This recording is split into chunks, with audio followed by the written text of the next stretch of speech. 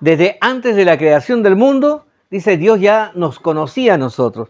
Es más, desde antes de que usted fuera formado en el vientre de su madre, dice que Dios ya lo conocía a usted. Desde el momento en que usted vino a este mundo, Dios te conocía. Desde el momento que estabas perdido sin rumbo, Dios te conocía. No es casualidad que tú hayas tenido un encuentro con Jesús. ¿Por qué? Porque Dios conoce tu vida y conoce el propósito por el cual Él te diseñó. Y ese propósito no cambia, sigue siendo el mismo, ¿no? El propósito de Dios es un propósito de bien, de paz, de bienestar para la vida de cada hijo suyo. Y sobre todo, lo que hemos aprendido durante todo este tiempo es para que usted se pueda convertir en una semejanza de lo que es Jesús. Y Jesús vino para traer bendición a la humanidad. Diga conmigo, bendición a la humanidad. Entonces, usted y yo hemos sido creados, diseñados, formados y enviados a este mundo para ser de bendición para toda la humanidad.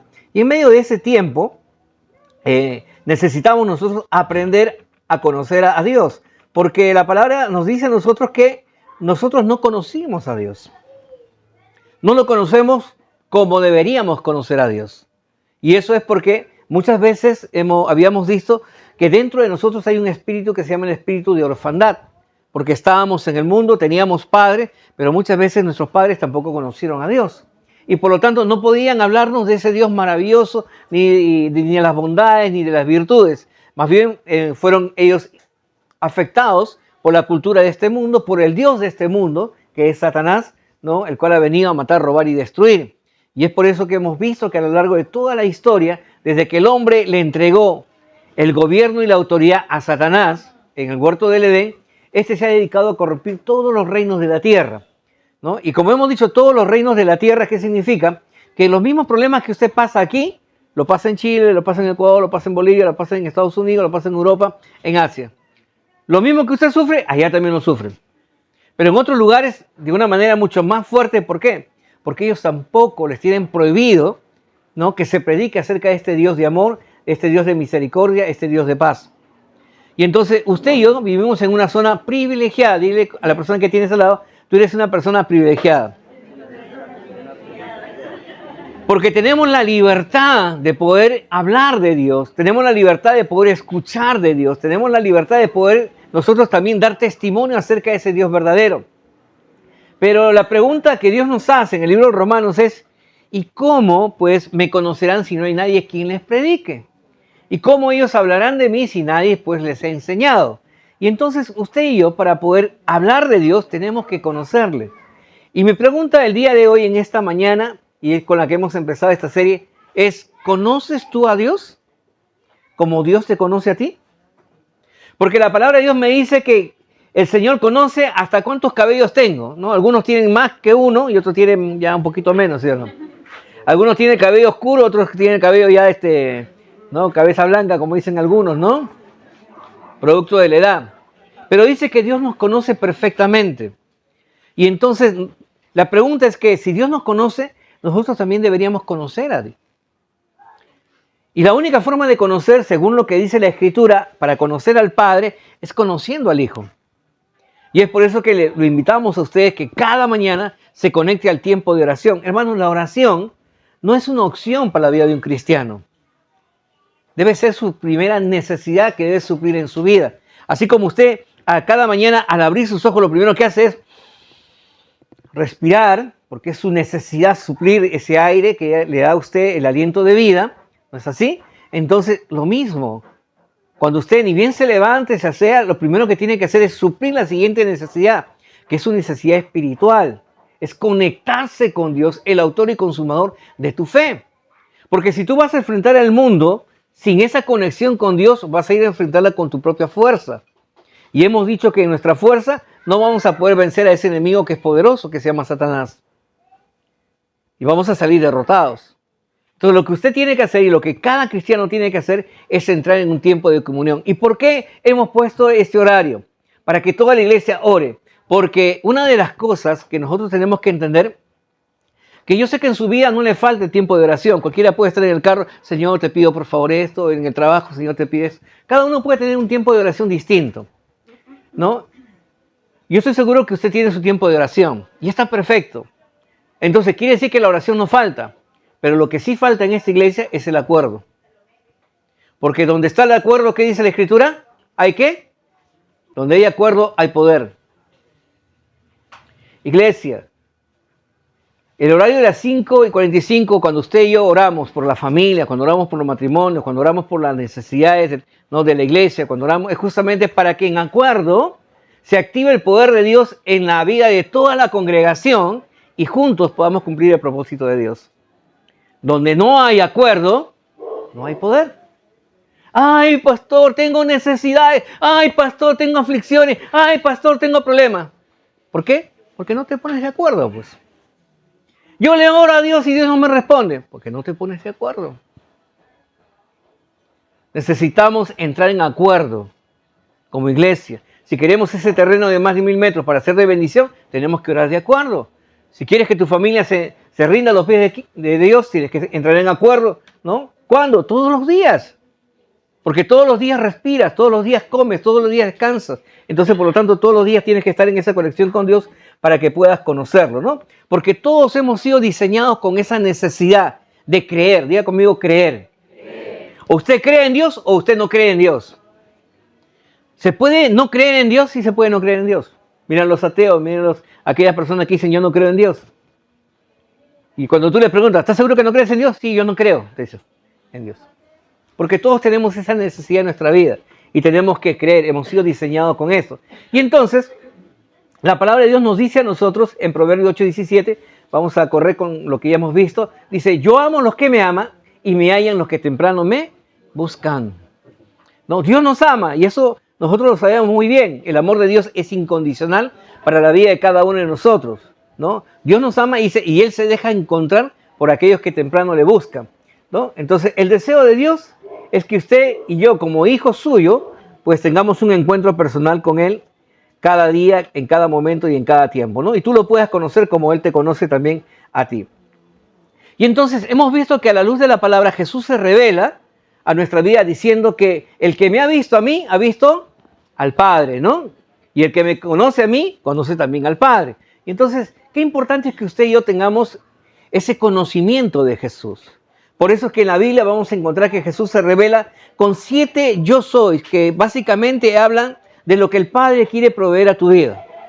Y que es importante que usted lo tenga presente. Primero, el primer yo soy, que ya hemos hablado de él, es cuando Jesús dice que Él suplirá todas nuestras necesidades. ¿Cuántos creen que Jesús suplirá todas nuestras necesidades? Amén. Empezando por las más básicas, ¿no? Que es tu alimentación y tu sustento de sed, ¿no? Por eso que en Juan 6:35 dice, yo soy el pan, ¿no?, de vida, el que a mí viene nunca tendrá hambre y el que a mí cree no tendrá sed jamás. Entonces, dos cositas importantes, hambre y sed. Pero dice que aquel que en Él cree, dice, no tendrá esa necesidad. Le pregunto, ¿creemos en Jesús? Vamos a ir a la luz de la palabra, ¿no? Ya que usted me acaba de decir que usted conoce a Jesús. Y entonces, Jesús, cuando tiene un encuentro con su discípulo y esto le dice, Señor, enséñame a orar, lo primero que Jesús le dice en la oración, ¿no?, que todos conocemos como el Padre Nuestro, le dice a sus discípulos que cada uno de ustedes tiene que pedir por su propia necesidad. Dios te dio la boca para que tú ores. Y en tu boca está el poder para desatar lo que está en el cielo aquí en la tierra. Y entonces le dice a sus discípulos, dice en la oración del Padre Nuestro, el pan nuestro de cada día, ¿qué dice? Dándole hoy. Pero muchos de nosotros estamos pensando en el pan de aquí hasta 10 años. No, dice el pan nuestro de cada día. Porque cada día tiene su propio afán, ¿no? Entonces, Dios se va a suplir lo que tú necesitas hoy día para que a través de ese sustento diario tú puedas recién proyectarte hacia lo que viene al día siguiente. La segunda necesidad básica que Jesús viene a suplir en nuestra vida es sacarnos de las tinieblas, ¿no? Porque habíamos dicho que el que vive en tinieblas, ¿no?, vive en zozobra, vive en angustia, vive en temor, vive pues rezagado del resto porque no sabe si aquí hay un obstáculo, no sabe si aquí hay un hueco. Entonces, ¿qué hace? Se queda paralizado. Y así la vida de muchos cristianos, ¿no?, que supuestamente han venido a un encuentro con Jesús. Sus vidas siguen paralizadas. No, le dicen, la mano del diligente, ¿qué hace? Enriquece. Pero ¿cuántos han activado sus manos? ¿Cuántos diariamente, Señor, bendice esas manos que tú me has entregado? Y que todo lo que toque, Señor, sea prosperado. ¿Cuántos utilizamos ese poder que Dios nos ha dado para bendecirnos nosotros mismos? Tenemos lo que viene de Dios, pero muchas veces no lo usamos. Y es porque muchas veces no creemos. Esa es la verdad. No creemos en lo que Dios dice en su palabra, ¿no? Con nuestra boca podemos confesar algo, pero nuestras acciones reflejan muchas veces que no podemos. No creemos en el Señor. O todavía no hemos desatado el poder de la fe en lo que estamos recibiendo de parte del Señor. Y entonces lo que Jesús vino a nosotros a decirnos, yo es necesario que ustedes salgan de las tinieblas para que pasen a su luz admirable, ¿no? Por eso que en Juan 8:12 dice, otra vez Jesús les habló diciendo, yo soy la luz del mundo, el que me sigue no andará en tinieblas, sino que tendrá la luz de la vida. Y esto es importante, dice, el que me sigue, no es simplemente el que me escuche. Dicho de otra manera por Jesús, yo no quiero oidores, sino hacedores de la palabra. Entonces, es bien claro lo que Jesús está diciendo. Si tú escuchas algo, sígueme, sígueme. Haz las cosas como yo te estoy diciendo en mi palabra. No como tú piensas, no como tú quieres, no como tú razonas. No como el mundo te está mostrando las cosas. Sígueme.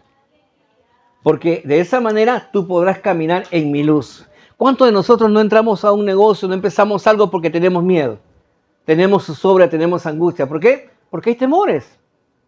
Y tú sabes que el espíritu que Dios nos ha dado no es un espíritu de temor, sino es un espíritu de poder, de amor y dominio propio. Pero antes de tomar una decisión tenemos que consultar con Jesús. Tenemos que ir a la fuente, ¿no? Y si nosotros estamos haciendo lo correcto, gozaremos del respaldo de Dios. ¿Por qué? Porque en Jesús podemos caminar siempre en su luz admirable y tener la plena seguridad y confianza de que la voluntad de Dios siempre va a ser buena para nosotros y para nuestra causa. Lo tercero que hemos visto es cuando Jesús también se revela a nosotros en otra necesidad básica, diciendo, yo soy la puerta. El que por mí entrare hallará verdes pastos, ¿no? Entonces Jesús es el único que te puede abrir la puerta y es aquel que te puede cerrar la puerta, ¿no? Y en otro pasaje bíblico dice que en el libro de Mateo 27, y muchos le dirán, Señor, yo iba a la iglesia, Señor, yo hacía ofrenda, Señor, yo daba mi diezmo, Señor, yo participaba en las campañas, Señor, Señor. Y el Señor, ¿qué le dice? Apartados de mí, ¿no? Malditos no os conozco. ¿Y qué hace? Le cierra la puerta. ¿Por qué? Porque llevaban vidas religiosas. Y hemos dicho que la religión no trae vida. ¿Y sabe cuál es la señal de la vida de un cristiano? Diga conmigo, reproducción. Cuando tú te reproduces es porque tú eres un generador de vida. Cuando un cristiano no se reproduce, es por lo tanto un religioso. Entonces, como cristianos tenemos que pasar al siguiente nivel, que es justamente de la reproducción. ¿Por qué? Porque Jesús dice, el que entrare por la puerta, dice, será salvo, entrará y saldrá y hallará pastos, ¿no? También, ¿qué vimos? Dice, la promesa de Dios que está en Romanos 8:31, dice, ¿qué pues diremos a esto? Si Dios es por nosotros, ¿quién contra nosotros? La cuarta necesidad básica nuestra es cuando Jesús se revela a nosotros como el buen pastor, ¿no? La Biblia dice que todos andábamos perdidos, dispersos, como ovejas sin pastor. Y entonces Jesús dice, se revela como el buen pastor que da su vida por sus ovejas, ¿no? Y entonces el buen pastor, ¿qué hace? Reúne al rebaño. ¿Para qué? Para cuidarlo, para protegerlo, para sustentarlo, para guiarlo, ¿no? Y la palabra de Dios nos dice también en el Evangelio de Juan 10, 11 y 12, dice, yo soy el buen pastor su vida da por las ovejas, mas el asalariado y el que no es pastor, de quien no son propias las ovejas, ve venir al lobo y deja las ovejas y huye. El lobo las arrebata, las ovejas, y las dispersa. Entonces, Jesús deja bien asentado que hay dos tipos de pastores. Hay pastores buenos y hay pastores malos. Hay pastores que cuidan y hay pastores que se sirven de las ovejas, ¿no? Y las trasquilan a las ovejas. Y usted tiene que estar atento, porque la única manera en que usted se va a dar cuenta es cuando usted vaya al fundamento de la palabra. Si las cosas que la persona te está guiando está de acuerdo a la palabra, es un buen pastor. Si está alejado del propósito de la palabra, entonces no es un buen pastor. Entonces debemos entender lo siguiente, porque en el libro de Ezequiel 34, usted va a poder leer acerca de las características de los malos pastores. Así que yo le invito a que usted en su casa lea Ezequiel 34, para que usted pueda saber. ¿Y cuál es el fin de ellos? ¿Y cuál es el fin que Dios quiere para usted como oveja, no? Dice en Ezequiel 34, 31, y vosotros, ovejas mías, ovejas de mis pastos, hombres sois, y yo vuestro Dios, dice Jehová el Señor.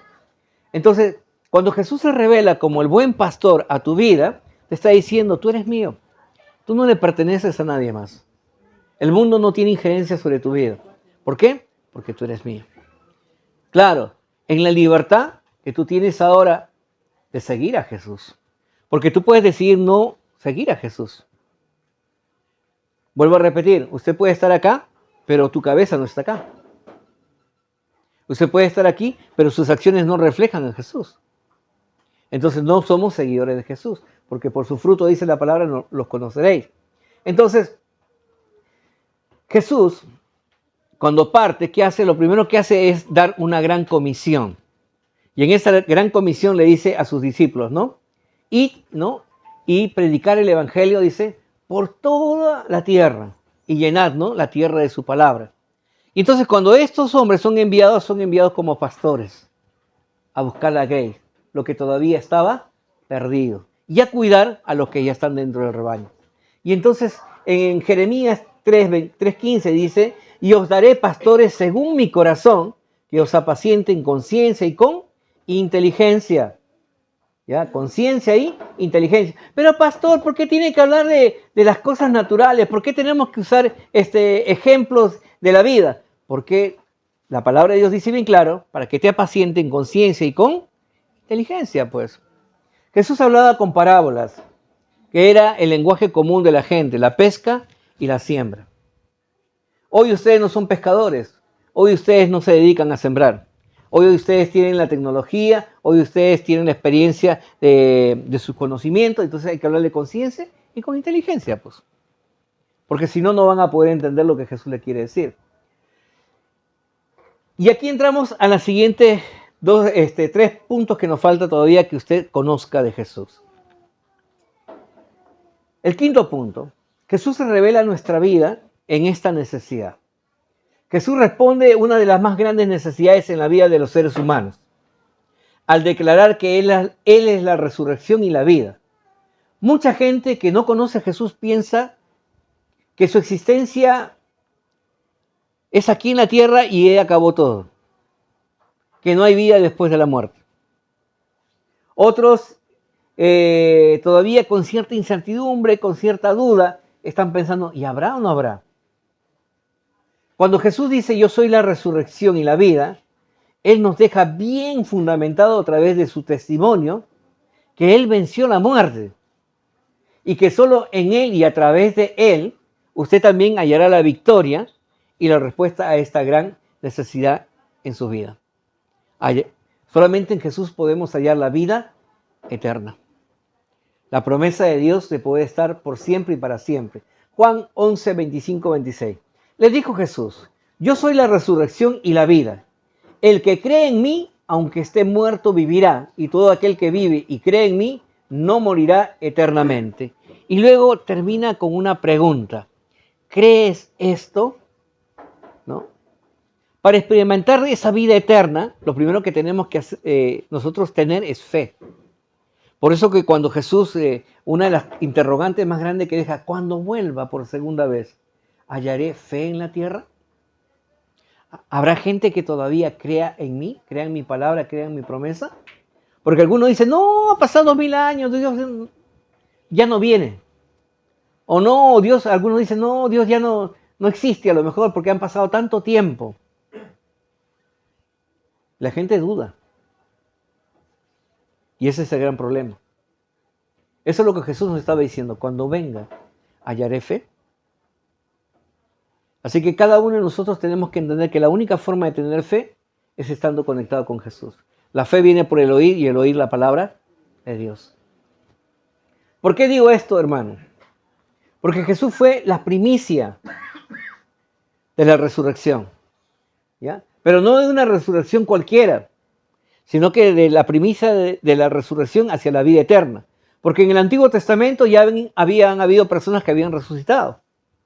Cuando Jesús vino, también resucitó también a personas. A Lázaro, a la hija de la viuda, ¿no? También resucitaron a Tabita, los apóstoles y todo lo demás. Pero dice que todos ellos después volvieron a morir. Resucitaron y murieron. Pero cuando Jesús resucitó, dice que él ya no murió. Le quitó el derecho legal a la muerte, de retener a las personas, y por lo tanto él obtuvo la victoria y por lo tanto tiene las llaves de la vida eterna. Y eso es importante que usted lo pueda entender, porque muchos de los que estamos aquí podemos estar aquí y todavía dudar acerca de este principio. ¿Y sabe qué?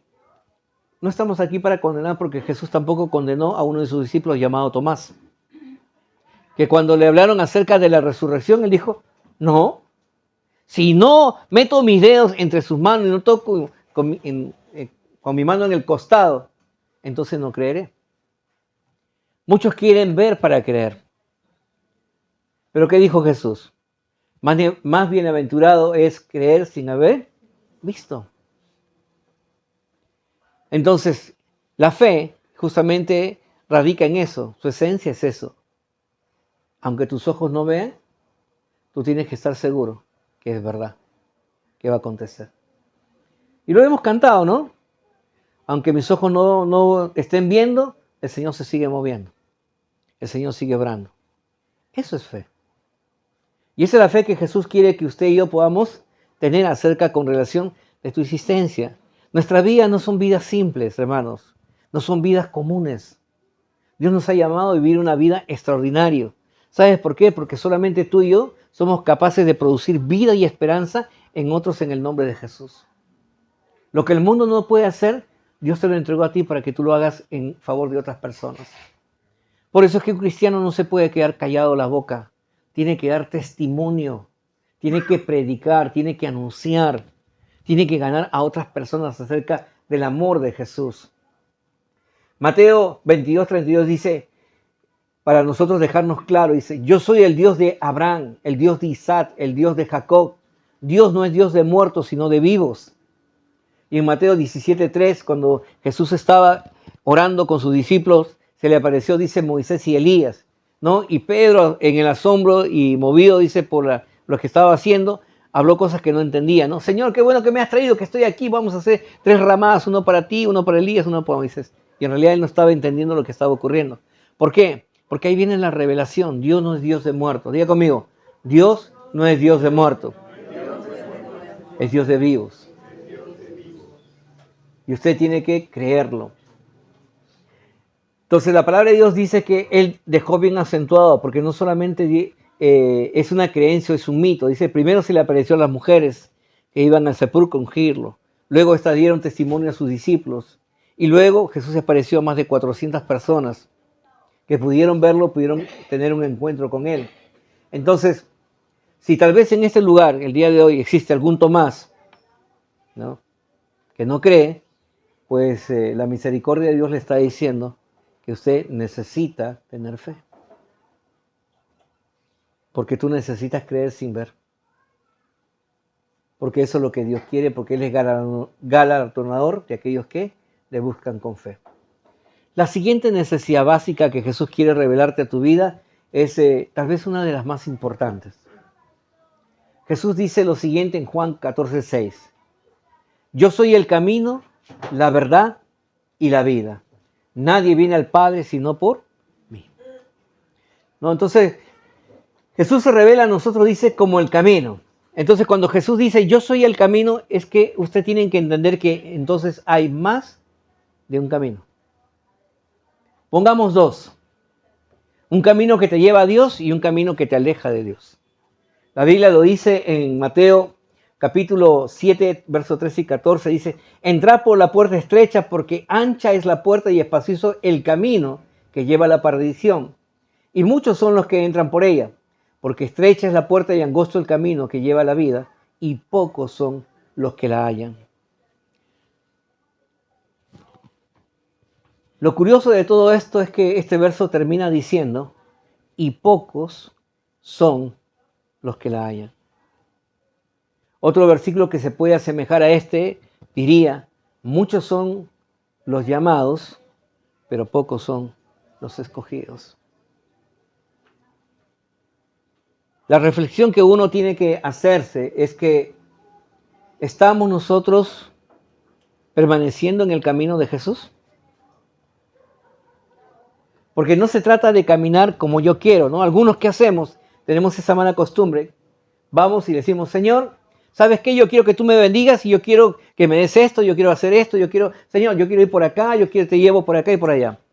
Queremos llevar a Jesús por donde nosotros queremos y no queremos seguir la senda de Jesús. Porque sabe que la senda de Jesús te va a confrontar, te va a decir, renuncia a tu pecado, abandona tu mentira, transforma tu vida conforme a los propósitos que yo quiero hacer para ti. Pero muchos no quieren eso. Quieren al Dios de la bendición, pero no quieren al Dios de la relación. Y así no es. Dile a la persona que tienes al lado, así no es. Dios lo que quiere es relacionarse contigo, que tú lo conozcas y que te dejes direccionar. ¿Sabes por qué? Porque Jesús es el único que conoce el principio y el final. ¿Sabe, hermanos? En otras palabras, lo que Jesús te está diciendo es lo siguiente, que el hecho de que tú vengas aquí a la iglesia no te garantiza, escucha bien, no te garantiza que usted esté siguiendo a Jesús. Ya que muchos vienen a Jesús por distintas motivaciones. Algunos vienen por un milagro, alguna necesidad, por la restauración de algún problema, en búsqueda de prosperidad, etc. y etc. Ok, y eso podría ser el inicio de su fe. Pero ya usted que tiene años en la fe, usted no puede venir a Jesús por esa motivación. Porque si usted viene por esa motivación, es simplemente que usted no conoce a Jesús. Recuerde, la palabra de Dios, muchos dicen, no, ha sido escrita hace muchos años. Pero la palabra de Dios ha sido escrita para hace muchos años, pero hablando de un futuro.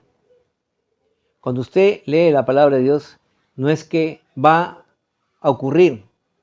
Dice que en el cielo ya sucedió. ¿Qué significa eso? Que si usted quiere un milagro, es que en el cielo ya ocurrió el milagro. Tú tienes la responsabilidad ahora de hacer que ese milagro ocurra en tu vida. ¿Cómo? Haciendo lo que Dios dice. Y la única forma es que usted pueda seguir a Jesús. Debemos demostrar que verdaderamente ha habido una transformación en nuestra vida. ¿Sabes por qué? Porque la palabra de Dios manifiesta en nosotros el fruto de Cristo.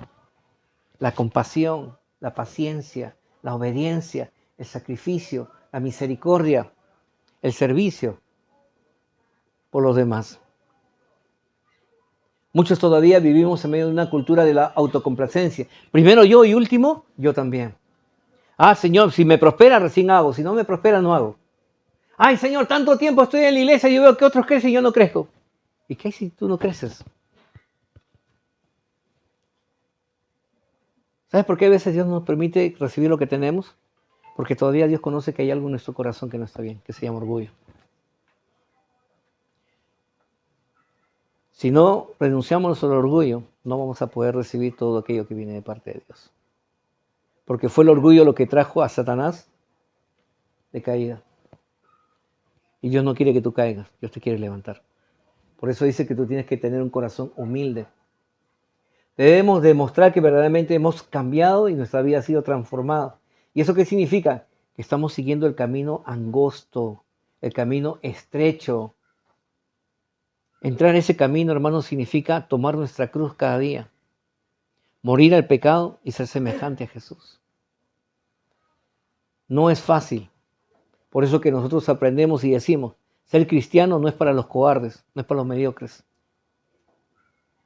Es para aquellos que Dios les dio espíritu de valentía. Y Dios espera que usted pueda hacerlo.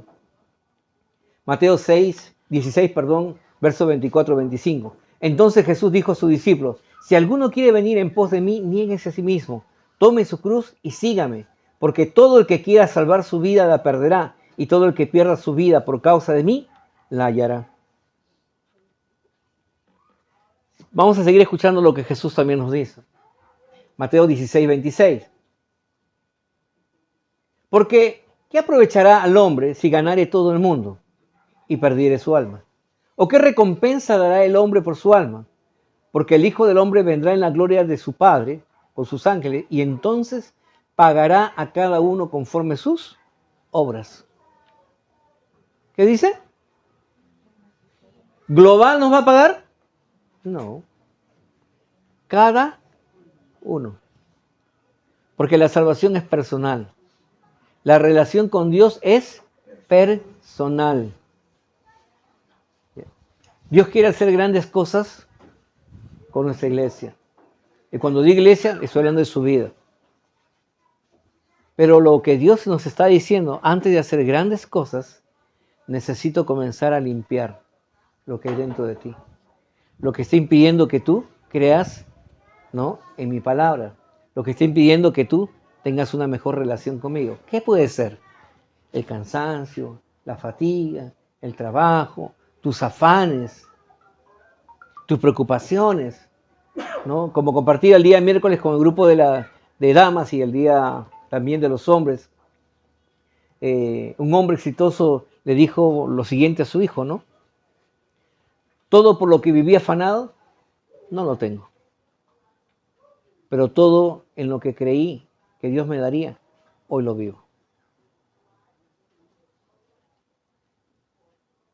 Los afanes nos alejan de la voluntad de Dios. Pero tu fe te garantiza que todo lo que tú quieras, en el nombre de Jesús lo tendrás.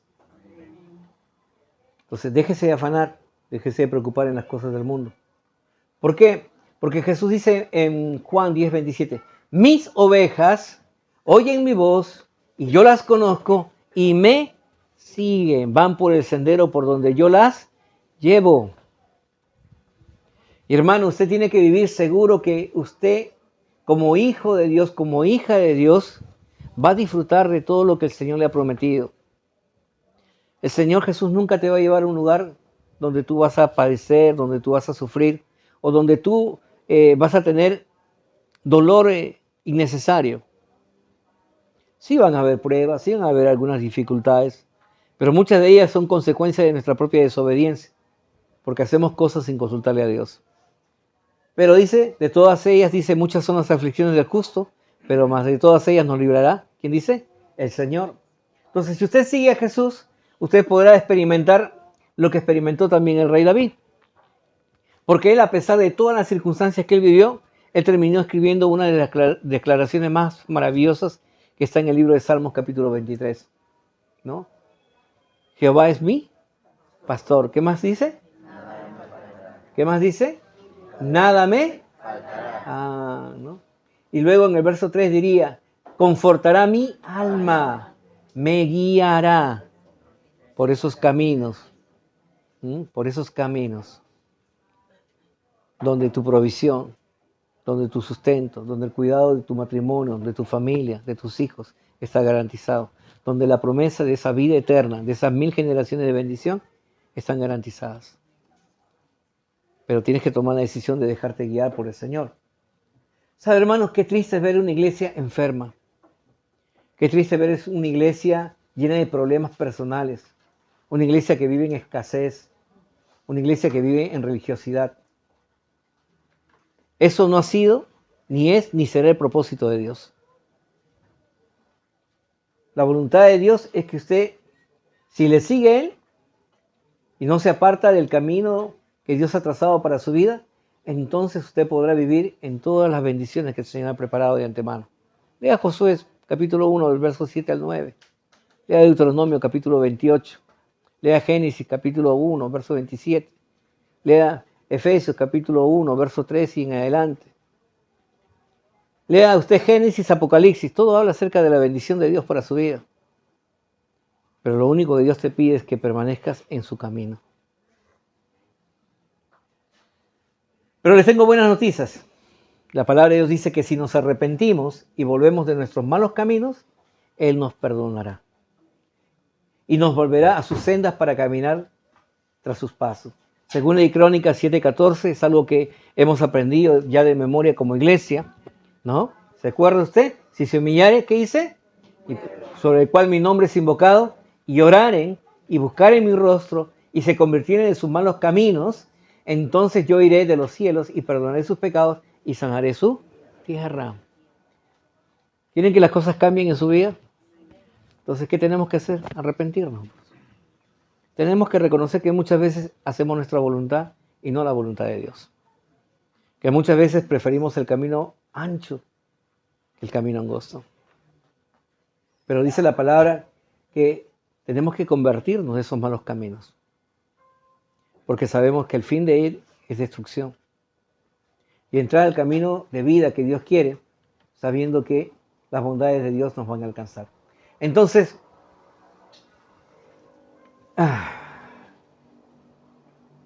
otra de las verdades que Jesús se revela, y esta es ya la última, como una necesidad básica en tu vida, es que Jesús es la verdad. En Él no existe pizca de mentira. Y es algo que usted y yo tenemos que entender. Jesús es la verdad. Cuando Jesús habla acerca de la verdad, no solamente está hablando de uno de sus atributos, ¿no?, que hace referencia a que Él es verdad. Esto no solamente se limita a una veracidad, sino que afirma el origen de la naturaleza de Dios, que Él es verdad y que la esencia de Dios es verdad. ¿Qué significa esto, hermano? Que todo lo que tú encuentres escrito en la Biblia, toda promesa que tú encuentres en la Biblia, es verdad. Es para ti. Si la crees. Juan 14:7 dice, si me conocieses, también a mi Padre conocerías, y desde ahora le conocéis y le habéis visto. ¿Por qué? Porque Jesús decía, yo y el Padre uno somos. Dice, si me conoces a mí, conoces a mi Padre. Y entonces al conocer al Padre, ¿qué significa? Ese espíritu de orfandad va a salir de tu vida. Y vas a caminar en la dimensión de que eres hijo, de que eres hija de Dios. Y un hijo no vive inseguro de su padre, vive seguro. Un hijo no tiene temor de acercarse a su papá y pedirle algo, porque sabe que es papá. Iglesia, renunciemos a todo espíritu de orfandad. Batallemos en nuestra mente contra esos argumentos de mentira que el diablo ha puesto en nuestras cabezas. Batallemos con ese espíritu de religiosidad. Porque de lo contrario no vamos a poder recibir las bendiciones de Dios. Juan 15:26, habla el Señor que para que usted y yo podamos tener entendimiento de la verdad, se nos ha provisto del Espíritu de la verdad. Juan 15:26, pero cuando venga el Consolador, a quien yo enviaré del Padre, el Espíritu de verdad, el cual procede del Padre, Él dará testimonio acerca de mí. ¿Y cuál es el Espíritu de verdad? El Espíritu Santo que mora en usted. Pero el Espíritu Santo muchas veces está dormido dentro de nosotros, porque no le consultamos, porque no le buscamos. Sí conozco, oro al Padre, oro al Hijo, pero no le doy la relevancia al Espíritu Santo. Ese es el tiempo del Espíritu Santo, dice la Escritura. Y tenemos que buscarle a Él, tenemos que dejarnos direccionar por Él. Entonces, en Juan 16:3 dice, pero cuando venga el Espíritu de verdad, Él os guiará a toda verdad, porque no hablará por su propia cuenta, sino que hablará todo lo que oyere y os hará saber las cosas por venir.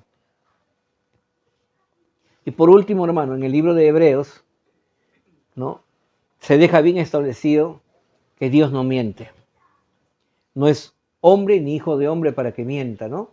Hebreos 6:18 dice, para que por dos cosas inmutables, las cuales es imposible que Dios mienta, tengamos un fortísimo consuelo, lo que hemos acudido para asirnos de la esperanza puesta delante de nosotros. ¿Cuáles son estas cosas inmutables? La omnisciencia y la omnipresencia de Dios. ¿Qué significa? Que Dios siempre ha existido. Él conoce el principio y el final. Por eso que Él te lo declara, sin temor alguno. ¿Y por qué más? Porque Él no cambia a través de los siglos. Hermanos, Dios nunca se va a moldar a tu vida. Dios nunca se va a moldar a la cultura. Y ese es el problema, que muchos traemos la cultura a la iglesia y queremos que la iglesia se acomode a la cultura. Y así no funciona. Somos nosotros los que tenemos que acomodarnos a Dios.